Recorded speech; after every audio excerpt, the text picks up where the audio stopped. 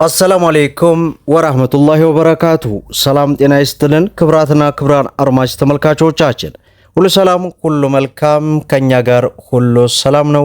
ከያላችሁበት የዓለም ዳርቻ ጫፍ እስከ ጫፍ የአክብሮት ሰላምታችን ይደርሳችሁ እያልን እንግዲህ ሀገራችንን ሰላም ያደርግልን፣ እናንተም ባላችሁበት መልካሙን ሁሉ እየተመኘን ዛሬም እንደተለመደው ዕለታዊና ወቅታዊ የምንዛሬ ዋጋ በጥቁር ገበያ ከምን ደርሷል? ጨምሯል ወይስ ቀንሷል? በባንክስ ከጥቁር ገበያ ጋር ያለው ሰፊ ልዩነት ጠቧል ወይስ ሰፍቷል? የሚሉትን በጥቁር ገበያ የ16 ሀገራትን በባንክ የ8 ሀገራትን መረጃ ካተን ወደ እናንተ ከች ብለናል። ሁላችሁም ቪዲዮን ላይክ፣ ቻናሉን ደግሞ ሰብስክራይብ እያደረጋችሁ እስከ መጨረሻው ድረስ ተከታተሉ። በቅድሚያም የምንመለከተው እንግዲህ የአሜሪካ ዶላርን በማስቀደም የሁሉንም ሀገራት የአረብ ሀገራትን የኤዥያ ሀገራትን እያቀላቀልን ወደ እናንተ የምናደርስ ይሆናል። በዛሬው ዕለት አንድ የአሜሪካ ዶላር 183 ብር ከ55 ሳንቲም ሲመነዘር 100 የአሜሪካ ዶላር 18355 የኢትዮጵያ ብር በጥቁር ገበያ እየተመነዘረ እንደሚገኝ ዌብሳይቱ በዚህ ሰዓት በዚህ ደቂቃ አስነብቦናል ማለት ነው። ሌላው የካናዳ ዶላር ነው። በዛሬው ዕለት አንድ የካናዳ ዶላር 129 ብር ከ99 ሳንቲም ሲመነዘር 100 የካናዳ ዶላር 12999 የኢትዮጵያ ብር በጥቁር ገበያ ሲመነዘር ይውላል ማለት ነው። ሌላው ዩሮ ነው። በዛሬው ዕለት አንድ ዩሮን ስንመለከት 215 ብር ከ49 ሳንቲም ሲመነዘር 100 ዩሮ 21549 የኢትዮጵያ ብር ሲመነዘር ይውላል ማለት ነው። ሌላው የአውስትራሊያ ዶላር ነው። በዛሬው ዕለት አንድ የአውስትራሊያ ዶላር 130 ብር ከ01 ሳንቲም ሲመነዘር 100 የአውስትራሊያ ዶላር 13000 ከ1 ሳንቲም እየተመነዘረ ይውላል ማለት ነው። ሌላው ፓውንድ ስተርሊ ነው። በዛሬው ዕለት አንድ ፓውንድ ስተርሊ 258 ብር ከ35 ሳንቲም ሲመነዘር 100 ፓውንድ ስተርሊ 25835 የኢትዮጵያ ብር ሲመነዘር ይውላል ማለት ነው። ሌላው በምንዛሬ ደረጃ የዓለማችን ቁጥር 1 የሆነችው የኩዌት ዲናር ናት። በዛሬው ዕለት አንድ የኩዌት ዲናር 610 ብር ከ10 ሳንቲም ሲመነዘር 100 የኩዌት ዲናር 61000 ከ10 ሳንቲም እየተመነዘረ ይውላል ማለት ነው። ሌላው የሳውዲ ሪያል ነው።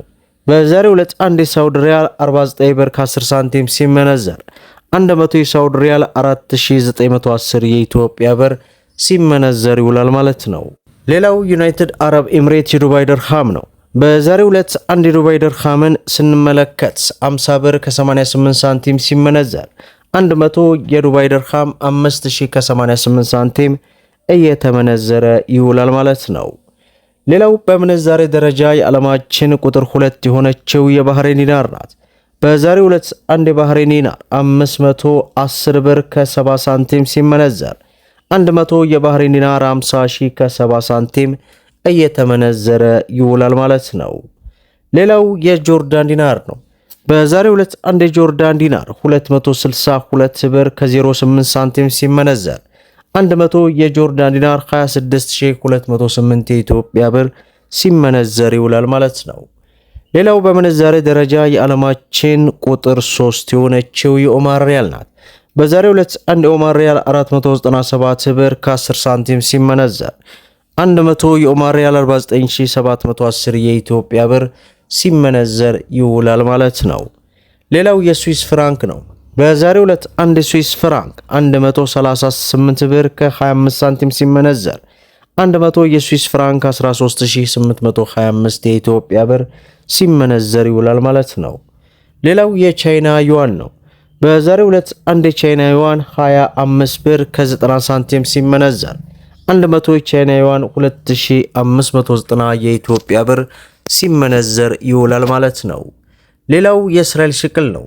በዛሬው ዕለት አንድ የእስራኤል ሽቅል 60 ብር ከ15 ሳንቲም ሲመነዘር 100 የእስራኤል ሽቅል 6000 ከ15 ሳንቲም እየተመነዘረ እንደሚውል ዌብሳይቱ በዚህ ሰዓት በዚህ ደቂቃ አስነብቦናል ማለት ነው። ሌላው ኢትዮጵያ ውስጥ ካሉ ህጋዊ ባንኮች መካከል የሮሃ ፎሬክስን ዕለታዊ ምንዛሬ ዋጋ ስንመለከት አንድ የአሜሪካ ዶላርን 176 ብር ከ15 ገዝቶ 179 ብር ከ67 እየሸጠ ይገኛል። የእንግሊዝ ፓውንድ ስንመለከት 228 ብር ከ90 ገዝቶ 233 ብር ከ47 እየሸጠ ይገኛል። ዩሮን 199 ብር ከ32 ገዝቶ 203 ብር ከ30 እየሸጠ ይገኛል። የስዊስ ፍራንክን 215 ብር ከ50 ገዝቶ 219 ብር ከ81 እየሸጠ ይገኛል። የደቡብ አፍሪካን 9 ብር ከ11 ሳንቲም ገዝቶ 9 ብር ከ29 እየሸጠ ይገኛል። ዩናይትድ አረብ ኤምሬትስ ስንመለከት 47 ብር ከ73 ገዝቶ 48 ብር ከ68 እየሸጠ ይገኛል።